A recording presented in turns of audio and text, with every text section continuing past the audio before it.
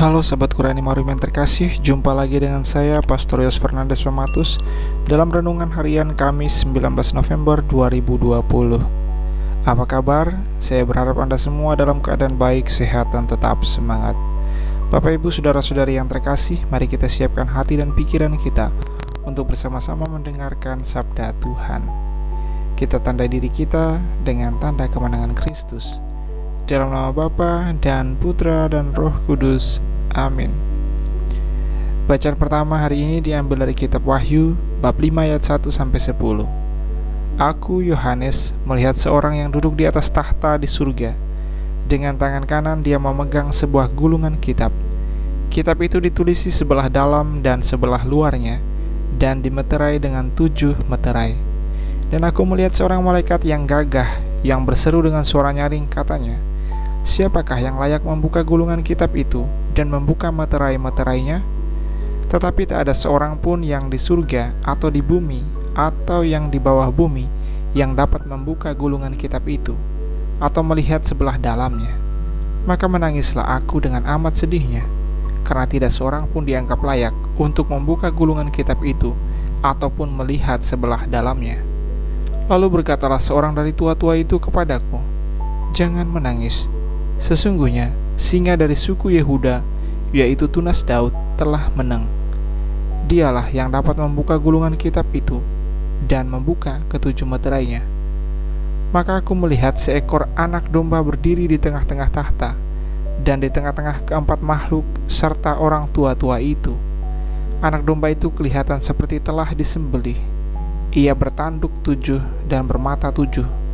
Itulah ketujuh roh Allah yang diutus ke seluruh bumi. Lalu datanglah anak domba itu dan menerima gulungan kitab itu dari tangan dia yang duduk di atas tahta itu.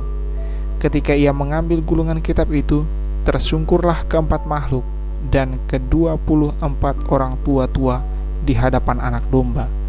Mereka masing-masing memegang sebuah kecapi dan sebuah cawan emas penuh dengan kemenyan. Itulah doa orang-orang kudus. Dan mereka menyanyikan suatu lagu baru, katanya, "Layaklah engkau menerima gulungan kitab dan membuka ketujuh meterainya, sebab engkau telah disembelih, dan dengan darahmu engkau telah membeli mereka bagi Allah dari setiap suku, bahasa, kaum, dan bangsa. Engkau telah membuat mereka menjadi satu kerajaan dan menjadi imam-imam bagi Allah kita, dan mereka sebagai raja akan memerintah di bumi." Demikianlah sabda Tuhan. Syukur kepada Allah. Dan Injil pada hari ini diambil dari Injil Lukas bab 19 ayat 41-44. Tuhan sertamu dan sertamu juga. Inilah Injil Tuhan kita Yesus Kristus menurut Lukas. Dimuliakanlah Tuhan.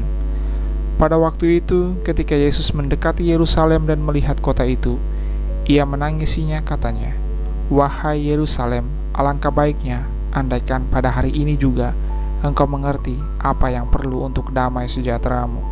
Tetapi sekarang hal itu tersembunyi bagi matamu.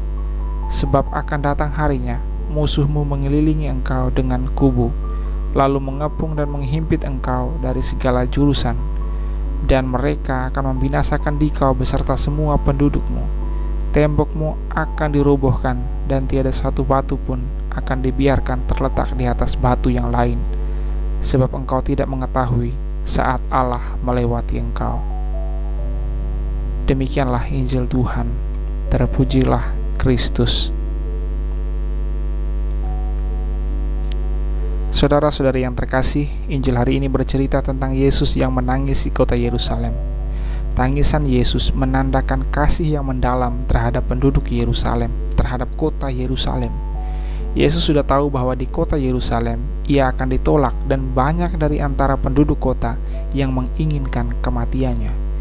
Yesus ingin agar semua orang beroleh keselamatan, tetapi kenyataannya banyak orang yang tidak menerima tawaran keselamatan yang Yesus tawarkan. Dalam Injil Yesus katakan, "Wahai, betapa baiknya jika pada hari ini juga engkau mengerti apa yang perlu untuk damai sejahteramu. Tetapi sekarang hal itu tersembunyi bagi matamu.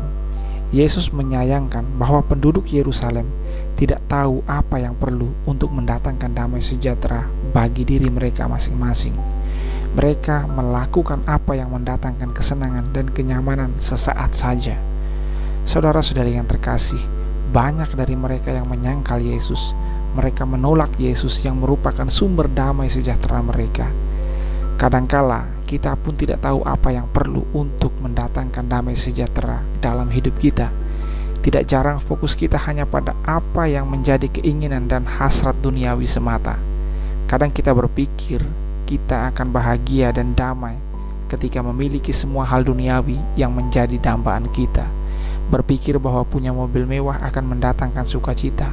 Berpikir bahwa punya rumah mewah akan memberikan kebahagiaan. Berpikir bahwa punya harta melimpah akan membuat kita bisa mendapatkan kedamaian dan seterusnya. Saudara-saudari yang terkasih, kalau itu yang terjadi, maka Tuhan akan menangisi dan berkata bahwa andai kata kita bisa melihat atau melakukan apa yang bisa mendatangkan damai sejahtera dengan tepat, maka baiklah kita mulai mengarahkan hati kita, mengarahkan hidup kita kepada Tuhan. Saudara-saudari yang terkasih, satu hal yang perlu untuk damai sejahtera kita bukanlah semua hal duniawi tersebut. Bukanlah mobil mewah, bukanlah rumah mewah, bukanlah harta, bukanlah segala hal duniawi yang menjadi dambaan dan keinginan kita. Satu-satunya yang kita perlukan adalah Yesus. Terimalah Yesus sebagai Tuhan dan Raja dalam hati. Biarlah Ia meraja dan menuntun seluruh langkah hidup kita hari ini dan selamanya. Marilah berdoa. Ya Tuhan Allah Bapa yang Maha Kuasa, kami bersyukur atas segala berkat dan rahmat yang Kau limpahkan dalam hidup kami. Semoga semakin hari kami semakin menyadari bahwa Engkau adalah satu-satunya yang kami perlukan untuk mendapatkan sukacita dan damai sejahtera. Tuhan, bantulah kami. Tuhan, kami lemah. Dikalau Allah kami kini dan sepanjang segala masa. Amin. Salam, Tuhan Yesus memberkati.